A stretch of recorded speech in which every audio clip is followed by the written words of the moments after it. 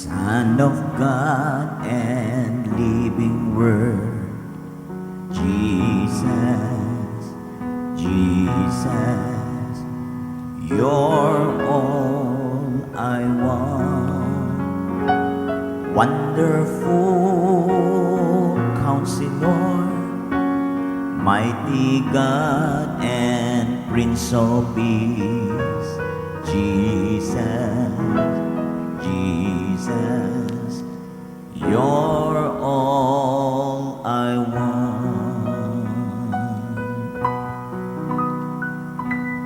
Worthy, you're worthy, you are so worthy, worthy, worthy, worthy of all glory. Faithful, you're faithful, you are so faithful, faithful, faithful to me.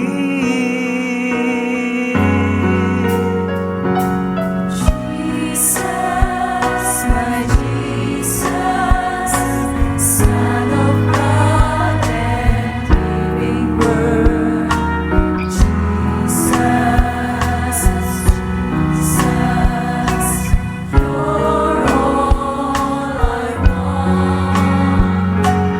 Wonderful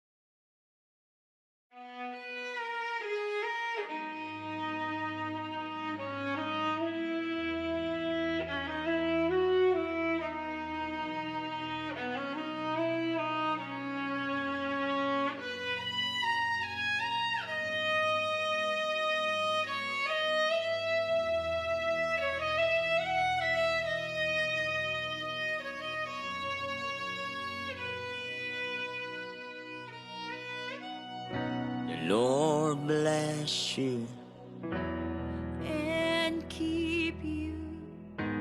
make his face shine upon you And be gracious to you. the Lord turn his Face toward you. and give you peace.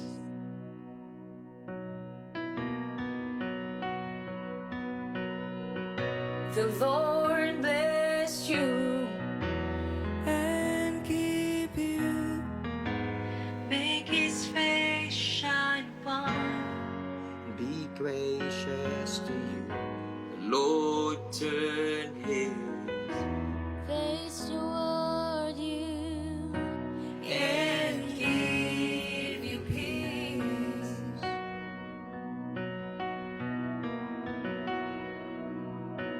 Amen.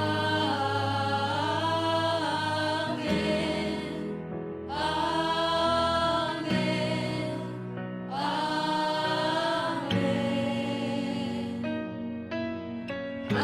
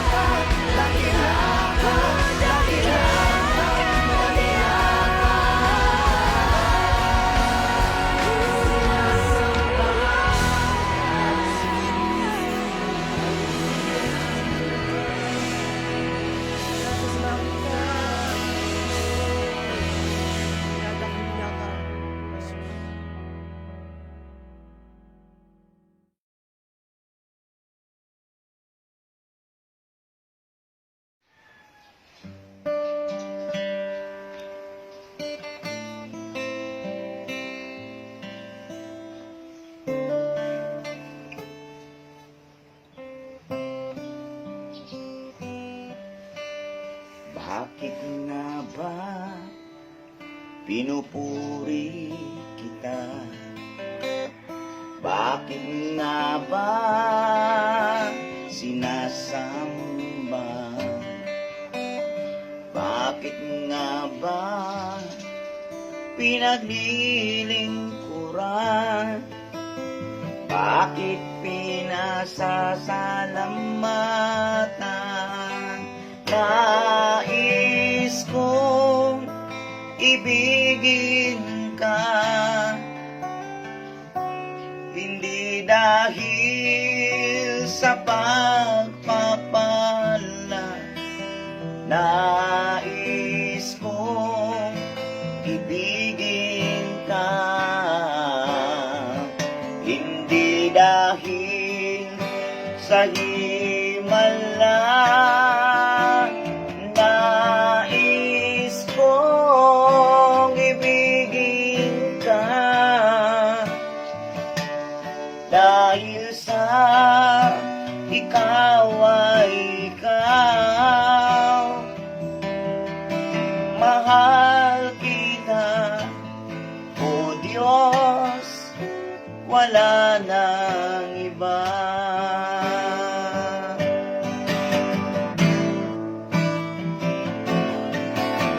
Bakit nga ba pinupuri kita? Bakit nga ba sinasamba? Bakit nga ba pinaglilingkuran? Bakit pinasasalamatan? Nais kong ibigin ka, hindi dahil sa pagpapala. Nais kong ibigin ka, hindi dahil sa himala. Nais kong ibigin ka, dahil sa ikaw ay ikaw. Mahal kita, O Diyos, wala nang iba.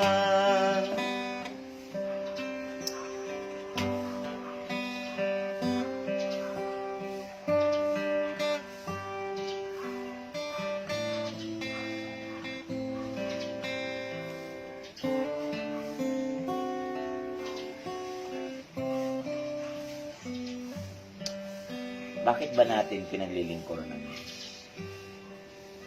Naglilingkod lang ba tayo dahil sa mga magagandang nangyayari? Paano kung pinahintulot niya ang mga pangit? Sasamba pa rin ba tayo sa Kanya? Ang lahat ng bagay ay pinahintulot ng Diyos upang ituro niya ang kahalagahang maniwala sa Kanya. Ituro niya ang kahalagahang maglingkod tayo na walang kondisyon. Maglingkod lang tayo ng buong puso. Na siya lang ang ating papurihan at sambahin, na siyagod lang ang atong himayaon ug dayigon, simbahon, ibayaw sa tanang butang. Sa ngalan ni Jesus, dakilain siya.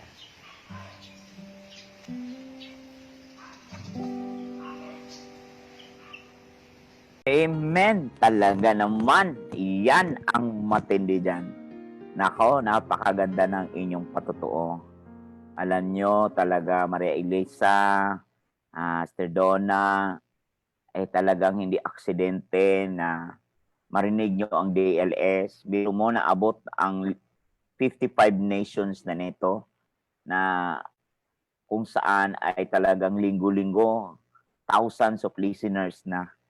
Tunay na ang dami ring nagpapatutuo na nabago ang buhay nila, na ayos, na sino, no, talagang napagpala, Alam mo, maraming salamat sa inyong mga buhay na tumugon. Kayo ay nakapagpapalakas sa amin. Sa totoo lang, ang laki ng bagay na inyong ginagawa para kami ay mapalakas, na masabi namin na ang aming ginagawa ay sa Diyos galing dahil sa inyong mga pagtugon, sa inyong pagpaniwala, dahil sa benepisyo na inyong nararanasan doon sa, yan yung sa mga salitang inyong narinig. Alam niyo po ba na sinasabi ng salita ng Diyos sa Hebrew 4 verse 2, ang sabi doon ay ganito, "For indeed we have a good news preached to us, just as they also." No, today, good news preached to us, just as they also. Katulad din nila. Pero ang salita na kasunod, "But the word they heard did not profit them." Pero yung mga narinig nila, kaming nakarinig, bakit kami napagpala? Bakit kayong nakarinig? Bakit hindi kayo pinagpala? Tingnan nyo po sa nagsasalita nito, good news to us, preach to us. But tingnan nyo po, ang iba rin namang nakikinig, as they heard it, as also, just they also. Sila din na nakarinig. But the word they heard did not profit them. Hindi talaga nagbunga sa kanila, di nagdala ng benepisyo sa kanila. No? Bakit? Because it was not united by faith in those who heard. Kasi hindi nilakapan ang pananalig. No? Pananalig. Kasi ang pananalig po, mga kapatid, laging magdadala po yan ng kakayanan para magawa mo ang dapat gawin. You can do it. You can do what is impossible. Kasi the faith that we have received made us possible to do it. Kasi that faith was not given just to get things or to pray for things. Nothing wrong with it. Mag-pray ka. Nothing wrong with it. Manalangin ka. Pero ano ba talaga? Why faith was given? Bakit ang pananampalataya ay binigayan sa atin? Alam niyo po, kapag naintindihan po natin yan, hindi talaga tayo kakapusin. Kasi ang pananampalataya, binigayan di para lang, para for nothing. Binigayan for something. Something for the glory of God, for God's use. Para for the Master's use. Hindi yan binigay sa'yo para lang ikaw, me. Mabinipisyuan ka lang, me. Kaya maraming ang nakikinig na hindi na binipisyuan kasi umikot sa apat na corner of themselves. Hindi po umikot doon sa purpose ng Diyos. Kaya nga, ang ating title na pag-uusapan ngayon, puso ay ingatan. No? Guard your heart. No? Guard your heart. Puso ay ingatan na mayroong integrity. No? Puso ay ingatan na mayroong integridad. Kasi ang integridad po, mga kapatid, sa puso, yan ang magbabantay sa iyo kung paanong timbangin ang what is of God and what is of the enemy. At ang nakapapaloob dyan ay ang pananampalataya sa gitna. Kaya nga sabi ng Romans chapter 1, the just shall live by faith. No? The just shall live by faith. Alam niyo po, kapag ito naintindihan natin, di talaga tayo papayag na hanggang dyan lang tayo. Di tayo papayag na ako, may saklay na ako. Di tayo papayag. Kasi alam mo bakit? Ang success sa harapan ng Panginoon ay kaya nating i-predict yan. Kaya nating i-predict yan kasi binigay na ng Diyos ang kakayanan sa buhay mo. Binigay na ng kakayanan. Kaya nga, pag may pananampalataya ka, walang imposible bagay ay iyong magagawa. Gaya nga ng pandemic na ito. Ano ang ating gagawin? Magmumukmok ba tayo sa gilid? Magmumukmok ba tayo sa tabi at maghintay na lang tayo kung ano ang paligid? Ano ang mangyayari ng uso? Ano mangyayari sa paligid natin? Yun na lang? No, hindi. Ang Diyos hindi ganyan magplano sa iyo. Kaya pag sinasabi mo, ang Diyos lang ang nakakaalam, isang malaking kasalanan yan. Kasi ang totoo lang, pag sinasabi mong walang nakakaalam sa bukas, hindi yan totoo. Ang sabi ng Amos 3:7, na ang Diyos ay hindi gagawa ng anuman nang hindi niya ipapaalam sa kanyang mga anak. No? Hindi yan gagawa ang Diyos ng anuman nang hindi niya ipapaalam sa mga anak niya. Kaya nga, at actually, He already proclaim and declare the end from the beginning. No, this is the end. Ito yung gagawin ko. Kaya nga sinasabi niya nung si Jesus in-stretch ang kanyang kamay doon sa cross, sinabi niya, it is finished. No, it is finished. And the Lord began, the Lord began the salvation of men. Nagsimula agad ang kaligtasan nang matapos ni Jesus. So, He always begin with the end. Kaya nga, mga kapatid, nasa atin na ang pananampalataya. Binigay na sa atin yan. Gift yan. You need not to earn it. Because it's a gift. Ang pananampalataya is you are just hearing and hearing and hearing and hearing with the Word of God. Kaya nga, faith is coming from hearing and hearing with the Word of God. Hearing of the Word of God. Kaya yung unang faith, the meaning of the first faith, the meaning of faith is the tutor of the mind. And the second meaning of faith, na hearing, na sinasabi doong hearing, is the tutor of your spirit. Kaya dalawang beses na binanggit yung hearing and hearing with the Word of God. Kaya napakahalaga that faith was given not to get things. Kaya ang dami tuloy namamali na, hipuin yung kotse, I pray na yung kotse na to akin, I declare it. Pero yung pag-declare, pang makasarili lang naman din. Para lang naman din sa sarili. Alam nyo, faith was not given to get things. Supposed to be, wala namang mali doon. Pero namamaliit natin ang kapangyarihan ng pananampalataya. Kaya napakahalaga, ingatan natin ang ating puso. No, puso'y ingatan na may integridad. Alam mo ba, ang layo kasi ng buhay ng taong nananalig sa Diyos, na nakaisa ang Panginoong Hesus personally, sa nananalig sa Diyos na ang nakaisa ay grupo o religion. Magkaiba po yan. Kaya nga, mga kapatid, napakahalagang bantayan natin ang ating spirit not to get things, no? Bakit? Why faith was given? Ang faith was given to conquer kingdoms, to build God's kingdom. Kasi ang primary mandate na binigay ng Diyos sa atin, ang kanyang heartbeat is to build the kingdom here on earth as it is in heaven. And God will not do that without men. God will not do that without men. At ang recipient ay ikaw. That's why faith was given. Yan yung pananampalataya binigay. And faith is a substance. Faith is a substance. Ang pananampalataya ay sukatan yan.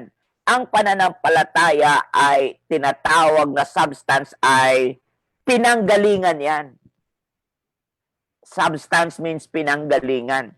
Yan ang pinagmumulan. So yan ang pagmumulan, pagbubukalan ng lahat para ang iyong mga pangarap ay marating. Kapag naintindihan natin to, nako, mga kapatid, nanginginlabot nga ang balahibo ko ngayon. Alam mo bakit? Kasi imaginein mo, ako ay may kapansanan. No? May 4 ako na anak. Kung hindi to sa pananalig, mga kapatid, ewan ko kung saan ko, paano ko kaya bubuhayin ang aking mga anak. Na-imagine nyo ba ang ganiyang kalagayan? Ikaw nga, iisa lang ang anak mo, natatakot ka na paano mong buhayin. E di, lalo na nung dumating pa ang pandemic. Alam mo ba, sa ibang bansa, ang daming nagpakamatay. Dahil nung dumating ang pandemic na to, di lang ibinabalita. Kaya may kita mo, di lang nila, alam mo ba, walang magsasabi na, maraming nagpakamatay dito. Kasi kasiraan nila yan. Pero alam mo ba, kung mapapansin nyo po, mga kapatid, di talaga nasasabihin yan. Pero ang pananalig, ililigtas ka niyan. Ililigtas ka niyan. Kaya makikita nyo po na masasabi po natin na ang pananampalataya, faith was given is what? Anong purpose niya? To conquer kingdoms, to build kingdoms, to participate for us and enable us to participate with what God is building in our midst. Now, tingnan natin to. Pansinin natin to. Sabi ng Proverbs chapter 10, verse 9. Sabi doon, he who walks in integrity, walk securely. Tingnan mo, ang taong lumalakad na mayroong integridad. Ang taong lumalakad na may integridad. Ang taong lumalakad, no? Ang taong lumalakad, siyang lumalakad ng matuwid, ay lumalakad ng matiwasay. Yan po yan, walk securely. Kaya mapapansin niyo po, ang salitang pagkamatuwid, itong katapatan na to, itong pagkamatuwid na to, di ba sabi ko sa inyo, ang nananampalataya o ang matuwid ay mabubuhay sa pananampalataya. Topic ko to nung kamakailan eh. Pinag-usapan natin to nung kamakailan. Gusto ko lang dugtungan. Kasi ang kailangan ngayon sa ganitong mga pangyayari na may pandemic, ito na yung time na ang ating pananalig ay lalong lumakas, lalong manampalataya tayo, lalo tayong manalig, lalo tayong kakapit sa salita ng Diyos. Ito yung panahon na manalig tayo na may Kristong nabuhay na maguli. Mula sa mga patay, may bumangon mula sa mga patay. Kaya sinasabi niyang Romans 8:11 na kapag ang Espiritu na yan na bumuhay sa Kanya mula sa mga patay ay nananahan sa atin, ang Espiritu din na yan ang babangon sa atin, ang bubuhay sa atin. Ang Espiritu na yang nananahan sa atin, ito yung tinatawag na the Spirit of Jesus. Hallelujah! Ito yung Spirit of Jesus. Kaya nga po, dahil sa Spiritong nananahan sa atin, na Espiritu ng Panginoong Hesus na nananahan sa atin, ito ang dahilan kung bakit tayo makatatawag ng Ama, Ama ko. May Ama ka na nasa langit, na tapat sa kanyang mga salita, na totoong-totoo sa kanyang mga salita, na nangako sa iyo, na kapag manalig ka, manampalataya ka, ay talagang mabibinipisyuhan ka. Saan ka man ngayon naroon, hindi po lugar ang garantiya. Ang garantiyang lugar ay nasa piling ni Kristo Jesus. Lugar sa lupa, temporal yan. Pero lugar sa piling ng Panginoon, eternal yan. Kaya bantayan nga po ang puso. Yan ang tamang lugar. Kaya tinawag niya tayong the dwelling place. Yan yung una. The dwelling place. Number 1, yan ang una, the dwelling place. For you are the temple of the Holy Spirit. Kung ikaw ay temple of the Holy Spirit, sinasabi niya magpakabanal kayo. Kasi hindi pwedeng manahan ang Diyos sa hangal. Siya ay nananahan sa lugar na banal. At ano itong banal na ito? Ito po yung nakipag-isa kay Kristo na blameless. Ito po yung nakipag-isa kay Kristo na pinatawad niya ang taong ito, na nilinis niya ang taong ito, hinugasan niya ang taong ito, at wala pong good works na makakapag-substitute niyan. Ang pagkamatuwid, kapatid, ay hindi po pinagsisikapan yan. Yan ay regalo ng Diyos sa iyo. At kapag may spirito ka ng pagkamatuwid na galing sa Diyos, no? Magkaiba yung mabait at matuwid, ha? Ang daming mabait, di naman matuwid. Wag kang magkamali kasi ang mabait, kabaitan, di na inalis ng Diyos yan mula pa sa Garden of Eden, mula nang magkasala sa Eva at Adan. Hindi inalis yan. Kaya marami ngayong mabait na hangal. Paano nasabi kong mabait na hangal? Mabait nga, sinungaling naman. Yan yung tinatawag na mabait na masama. Mabait nga, magnanakaw naman. Kaya pwede kang mabait. Kaya ang kabaitan, hindi yan pwedeng substitute para itapal mo doon sa liko mong buhay. No, no, no. Ang nag-aalis ng pagkalikong buhay, walang iba kundi ang magsisi ang tao. Magsisi talaga ang tao. Bumalik kay Kristo Jesus. Manalig na sapat ang dugo ng Panginoon na binubo para sa iyo. Huwag mong ipangalandakan, o mabait naman ako. Hindi pwedeng pambayad o hindi pwedeng pantapal ang kabaitan para maligtas ka lang. Kaya nga maraming mabait na walang Kristo eh. Mas mabait pa nga sa may Kristo minsan. Pero yun ba'y garantiya? Hindi. Salita ng Diyos ang garantiya na ang tumatanggap kay Kristo Jesus ay may katiyakan. Salita ng Diyos ang nagagarantiya niyan, hindi ako. O, di ba? Siya naman ang nagsabi, exclusivity. Siya naman nagsabi na ako ang daan, ang katotohanan at ang buhay sa John 14:6. Walang makakapunta sa Ama kundi sa pamamagitan ko. O, sino naglagay ng exclusivity? Di ba siya? O, ako ba?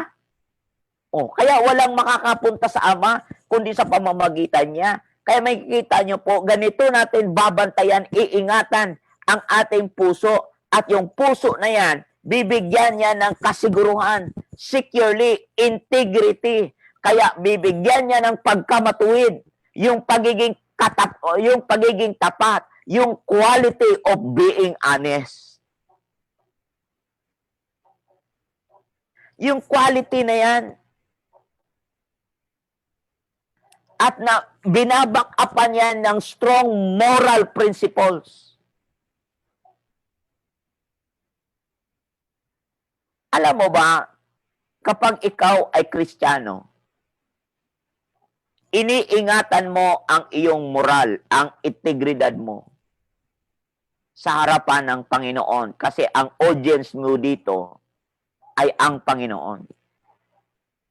Kaya nga po, mga kapatid, magkaiba ang servant sa Panginoon at ang servant sa tao. Walang iba politiko. Ang politiko, ang kanilang moralidad ay nakabase sa boto ng tao. Kaya ang politiko talagang wavy. Kaya ang kanilang integrity wavy based doon sa mga bumoboto sa kanila.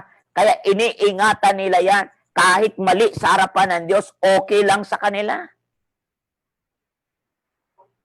Kaya nga po, napakahirap na maging politiko kasi bakit?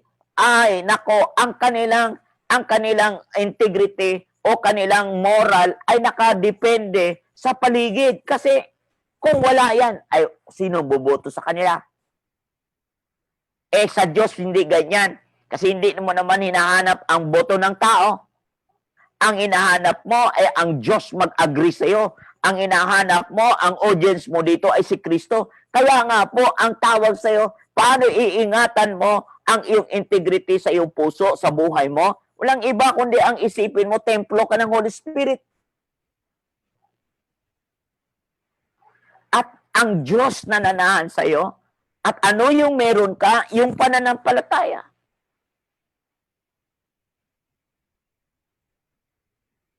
Kaya nga, yung iyong pagkataong panloob, ay buong-buo yan at hindi po yan hati.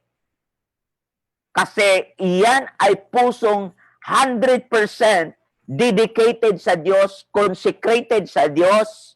Kaya nga, ang salitang integridad o katapatan ay yan ang ginagawa mo ay kahit wala pong nanonood sa'yo. Imaginin mo yan. Kahit walang nakakita sa'yo, walang nanonood sa'yo, ang katapatan ay yan ang ginagawa mo kahit walang nanonood sa'yo. May nakakita o wala, hindi ka pabago-bago. Yan ay ugali mo na talaga. Pag meron ka niyan, alam mo, ang saya ng buhay. Pag meron kang ganyan, alam mo, ang kontento ang buhay. Hindi ko sinasabing di nagkukulang nagkakamali din. Pero yan ay madalas mong kinukorek. At sa sarili mo pa lang, meron kang self-imposed discipline. Self-imposed correction. Handa kang mag-correct na kahit walang magsasabi sa'yo, ikinokorek mo ang sarili mo. Ganyan, iingatan mo ang pagiging tapat na puso. Wow, pag meron ka niyan, kapatid, pakayaman mong tao. Kaya mapapansin mo sa Proverbs 22:1, a good name is better than great riches. Ang pangalan po, mga kapatid, na meron pong karangalan. Ang pangalan po, kapatid, no, na meron pong meron pong pagkamabuti, pagkatapat sa Diyos. Alam mo, mas matindi yan sa kayamanan.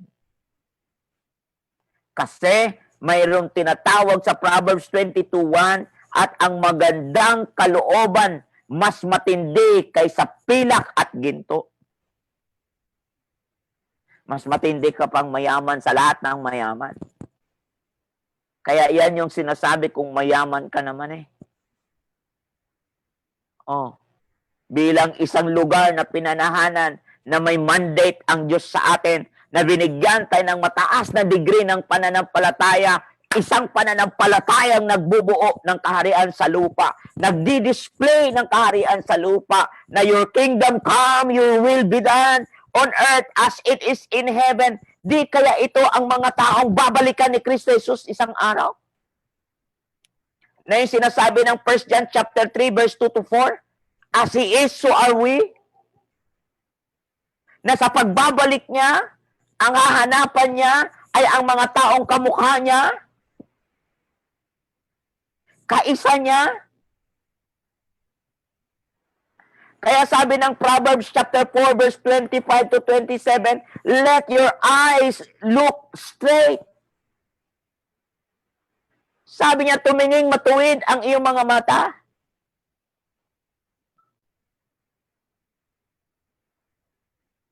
At ang iyong mga talukap mata ay tuminging matuwid sa harap mo. Hindi ka pipikit-pikit, kikindat-kindat. Verse 26, papanatagin mo ang landas ng iyong mga paa at maging matatag ang lahat ng iyong lakad. Huwag kang lumiko sa kanan o sa kaliwa man, ihiwalay mo ang iyong paa sa kasamaan.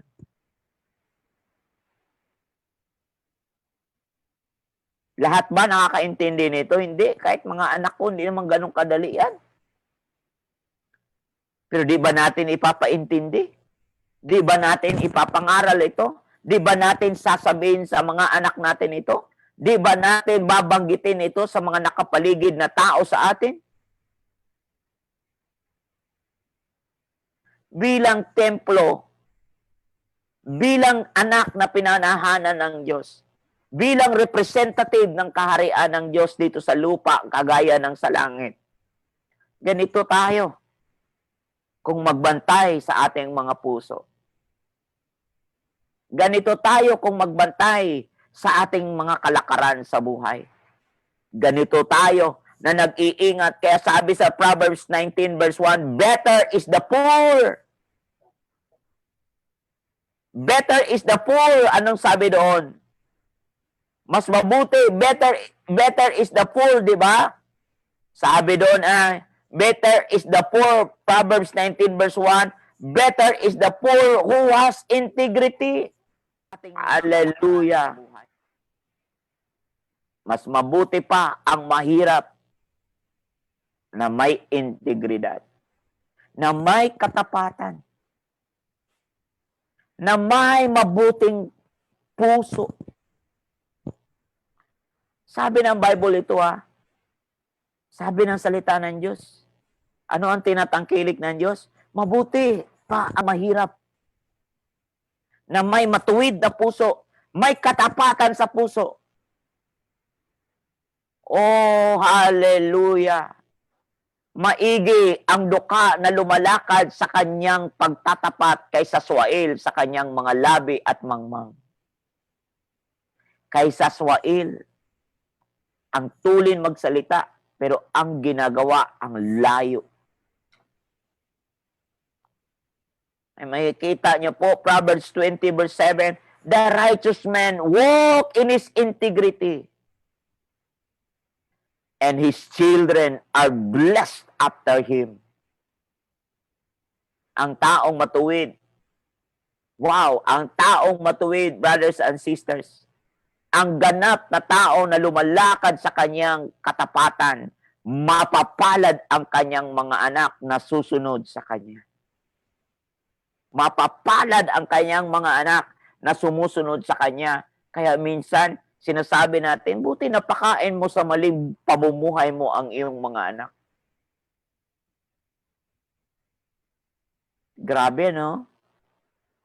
At napakapalad ang mabubuting tao. Ang mga taong may integridad sa puso nila ay talagang ang papalad ng kanilang mga anak. Sino ang mga anak? Ito yung mga tao na nasa church. Ito yung mga taong ipinagkatiwala sa paligid ng mga taong ito. Ang papalad ng mga taong nakapaligid, umiikot sa buhay ng taong matuwid.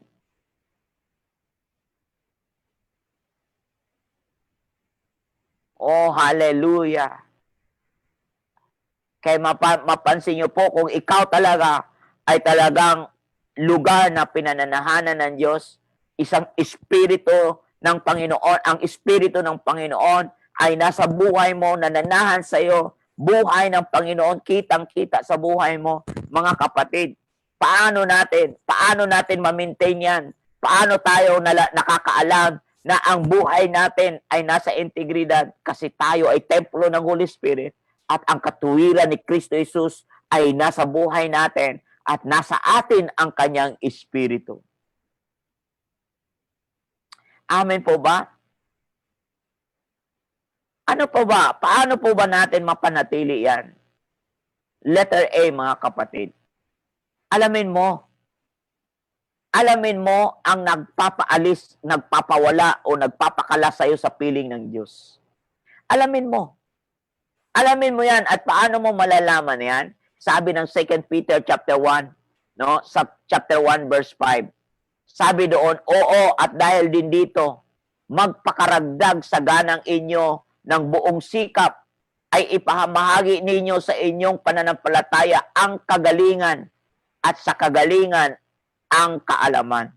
Virtue. Alamin mo anong virtue meron ka. Ang salitang virtue binubuo sa dalawang salita. Ito yung tinatawag na moral excellence. Ang virtue ay pinapalooban ng dalawang root word. Moral excellence. Maraming tao, ang ganda ng ugali, wala namang ka-excellence. Marami din namang tao, mayroong excellence, pero wala namang kauga-ugali. Alamin mo yan. Alamin mo yan kung wala ka yan, o kung meron ka yan, alamin mo yan ang palad mo. Ganito mo ma-maintain yan. Alamin mo yan kung meron ka yan. Tuklasin mo yan kung meron ka yan.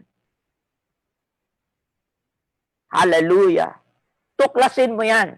Kasi yung virtue na yan ay tutulong po talaga sa iyo yan ng paglago mo. Tutulong po talaga sa iyo na mabantayan ang ugaling langit. Mabantayan ang tinatawag na moral excellence. Mabantayan ang virtue mo na yan. Letter A, alamin mo. Kasi kung ikaw ay ingatan mo ang iyong puso, paano maingatan ang puso na mayroong katapatan o mayroong katuwiran ng Panginoon? Mga kapatid, bantayan mo na ikaw dapat mo malaman na ikaw ay templo ng Holy Spirit. Ikaw ay kanyang representative. Ikaw ay kanyang lugar, perfect place na dwelling, na where the Holy Spirit wants to dwell and loves to dwell.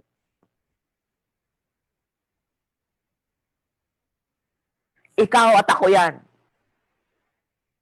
Huwag kang mag-isip, hindi ako karapat-dapat. Kung talagang tapat ka naman, nagsasabi, Lord, I surrender my life to you. God is faithful. Ang Diyos ay tapat. Tapat siyang linisin ka, tapat siyang isinop ka, tapat siya na alisin ang kalikuan sa buhay mo, tapat siya na ikaw ay ayusin niya, kailangan lakapan mo ng pananalig yan. Kasi ang Diyos, pag nanalig ka dyan, hindi yan katulad ng tao na nababali ang kanyang sinasabi. Kumikiling ang sinasabi ng tao. Pero pag ang Diyos nagsalita, tapat talaga siya. Kaya nga po, mga kapatid, ang daming naghihintay sa iyo. Naghihintay sa iyong breakthrough. At ang daming taong naghahanap ng pag-asa, wala silang makitaan. Naghahanap sila ng taong makakitaan nila ng mga bagay tungkol sa mga langit, tungkol sa mga mensahe ng langit, tungkol sa mga biyaya ng Diyos na nakalaan sa kanyang mga anak. Wow, wow, wow, hallelujah. Praise be the name of Jesus. At di mo alam, ikaw yung hinahanap ng Diyos. Ikaw, walang iba. Huwag kang lilingon sa likod mo. Ikaw ang hinahanap ng Diyos. Kung ayaw mo, sino? Kung hindi ngayon, kailan? Mga kapatid, ikaw ang tamang lugar. Alamin mo, huwag kang manatiling tanging Diyos lang ang nakakaalam kasi di mo inalam. Alamin mo kung yan ay nagpapakala sa piling ng Diyos o hindi. Alamin mo ang nagpapadikit sa iyo sa piling ng Diyos. Alamin mo kung paanong mahanapan mo ng solusyon ang iyong kalagayan ngayon. Alamin mo yan. Kaya ang inalis talaga ng kaaway sa atin ay integridad. Yung mawalan ka ng disposisyon sa sarili ba? Inalis ni Satanas ngayon ay ang salita na magdadala sa iyo ng buhay doon sa piling niya na may bukas na magandang naghihintay. Inalis talaga salita para di ka makagalaw na may moral excellence, para di ka makagalaw na nandoon ang biyaya ng Diyos nakalaan, na nakapaloob na parang bomba yan. Parang atomic bomb yan, na kapag sumabog sa buhay mo yan, ang dami talagang lalaya dahil sa'yo. Kasi binigyan ka niya ng bagong pangalan. At ang bagong pangalan mo na yan ay pangalang galing sa langit. Yan yung disposition mo na yan. Nakakaiba. Hindi yan disposition katulad ng mundo. Hindi. Disposition mo yan na galing sa Diyos na tinatayuan mo ang pagkamatuwid. Kaya nga mas maganda talaga ang mahirap na may matuwid na buhay kaysa mayaman di mo alam kung saan pakakapunta ang buhay niya. Hindi naman ito paramihan ng pera. Ano ko naman yun, ang dami ng pera mo, hindi mo naman matapalan yung di ka naman makatulog. Tingnan mo si King Pharaoh, nung managinip siya, di siya makatulog. Kailangan may mag-i-interpret sa kanyang panaginip.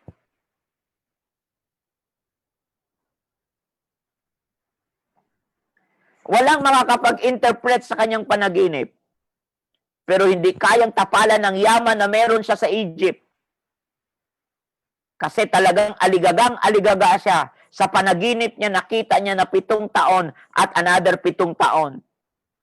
Another 7 taon na matabang hayop, another 7 taon na mga puya, mga mapapayat, di siya makatulog, kapatid. At wala pong makaka-interpret, wala pong makakapagbigay lunas.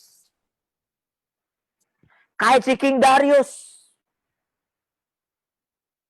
Bubuka pa lang ang labi, buti pa yung sa panahon ni King Pero.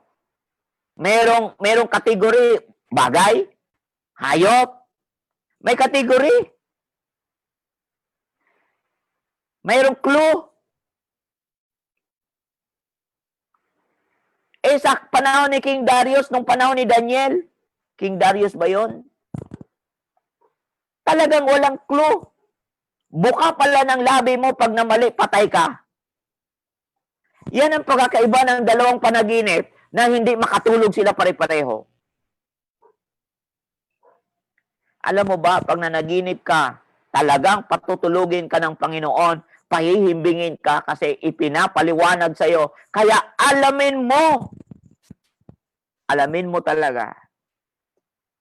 Kasi binigay sa'yo ng Diyos ang kakayanang malaman yan. At kapag di mo inalam yan, isang malaking kasalanan natin yan. Hindi mo inalam. Kasi ang future mo ay kaya mo yang malakaran. Kaya mo yang malaman. Kasi nandiyan sa mga bagay ni nilalang niya ang lahat ng bagay ng katugunan. Nilatag na lang yan sa mga bagay sa harapan mo ang lahat ng katugunan. Wow, wow, wow. Hallelujah. Alamin mo, alamin mo, alamin mo. Kaya sinasabi niya ni Paul kay Timothy, flee from youthful lust. Lumayo ka sa mga bagay na makalaman. Lumayo ka sa mga bagay na di kalooban ng Diyos. Sabi ng 2 Timothy chapter 2 verse 22. Layuan mo ang masasamang pita ng kabinataan at sundin mo ang kabanalan, ang pananampalataya, ang pag-ibig, ang kapayapaan, kasama ng mga nagsisitawag sa Panginoon mula sa pusong malinis. Mula sa pusong malinis. Hallelujah. Mula sa pusong malinis. Tanggihan mo. Tanggihan mo ang mga usapang walang kabuluhan at hangal. Yamang nalalaman mo na namumunga ng mga pagtatalo, ay talagang mayroong ka talagang tatanggihan. Alamin mo kasi may tatanggapin ka, mayroong kang tatanggihan. Alamin mo kasi may tatanggapin ka, mayroong kang tatanggihan. Walang ibang gagawa niyan kundi ikaw. Inilatag sa iyo ng Panginoon sa harapan mo ang pagpapala. Inilatag ng Panginoon sa iyo sa harapan mo ang sumpa. Inilatag sa iyo ng Panginoon mo ang pagpapalat, sumpa, buhay at kamatayan. Sabi niya, kung ako'y ikaw, piliin mo ang buhay. Piliin mo ang pagpapala, sabi ng Deuteronomy 30 verse 19. Sabi niya, layuan mo, sabi ni Paul kay Timothy, ang masasamang pita ng kabinataan o pita ng laman at sundin mo ang kabanalan. Sundin mo ang pananampalataya, ang pag-ibig, ang kapayapaan, kasama ng mga nagsisitawag sa Panginoon mula sa pusong malinis, kasama ng mga anak niya. Ay, ito yung gathering na to. Ito yung mga lingkod sa paligid mong pinadala niya. Oh, makinig ka, ito yung tamang tao, tamang mensahe, sa tamang lugar, sa tamang panahon.